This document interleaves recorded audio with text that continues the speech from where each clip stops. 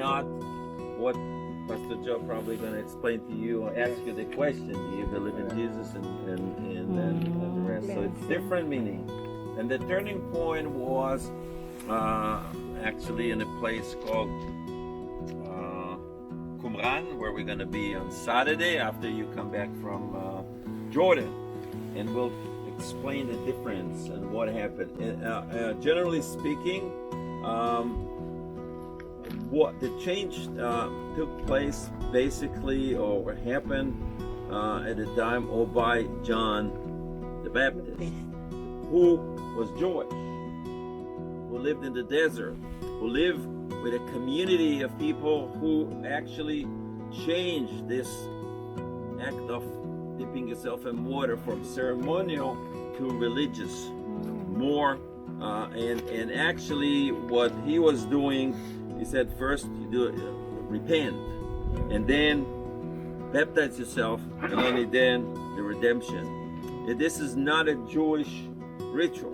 The Jewish ritual is only purify yourself in water, so it's more emotional thing rather than religious thing.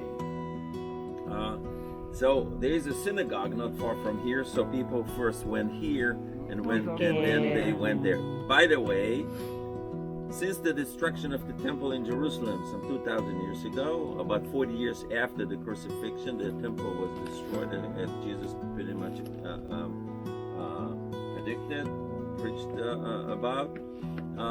There's no more need for this because there's no temple. But until this very day, religious Jews, before Shabbat begins, or before the scribes who write the Torah, they dip themselves every morning, because again, they don't have to, but it's become part of a tradition. It's not a law to do it. So even today, there are many places like this in Israel. Now, the only time that we have to, women must do it is before they get married, or after they have the end of the period, then they are allowed to their husbands, and they have to dip themselves in water, to go to this, we call it mikveh, or ritual bath, and only then they can do it.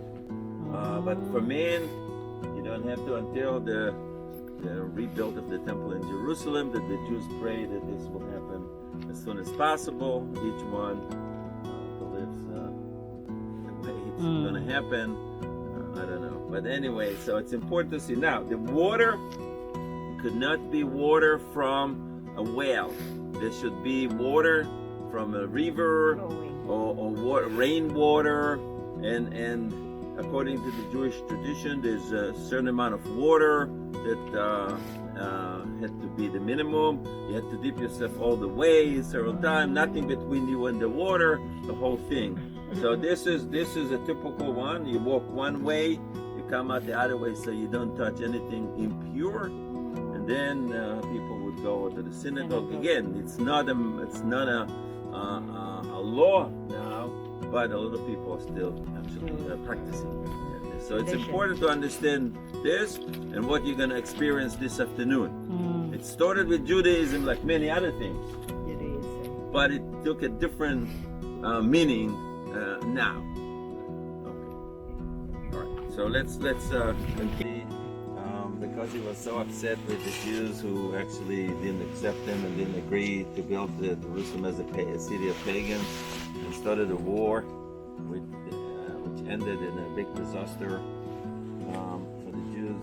He banned the Jews from living in the area of Jerusalem, so a lot of them had to come to this part of the country, to the Galilee, and established communities, Jewish communities, and therefore they had to build synagogues, basically to, in a way, replace the synagogue, the temple in Jerusalem.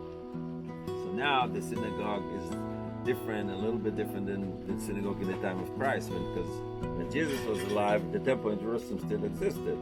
So the synagogue was more like a community center, a teaching center.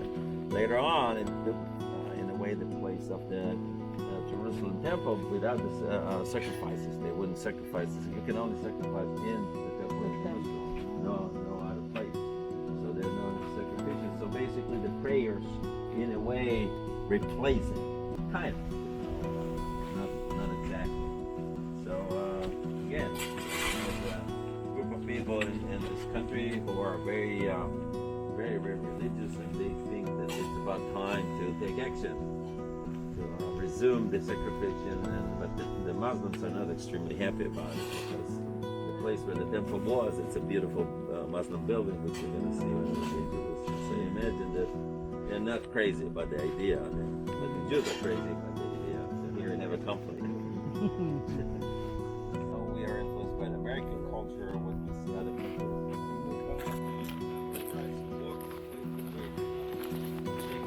Actually, just walk to this, so it was not a big deal. Probably, well, from here there, it was no problem, no big deal. To come up, it was a big deal.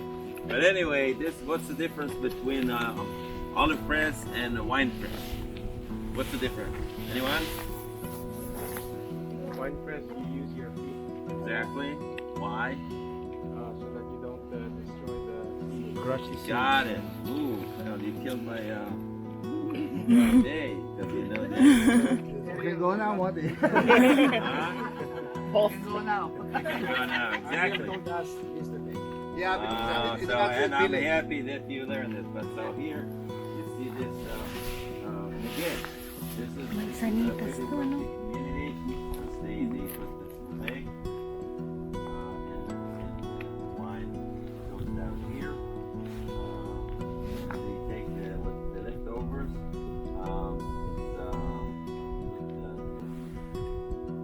They press it. They give it then.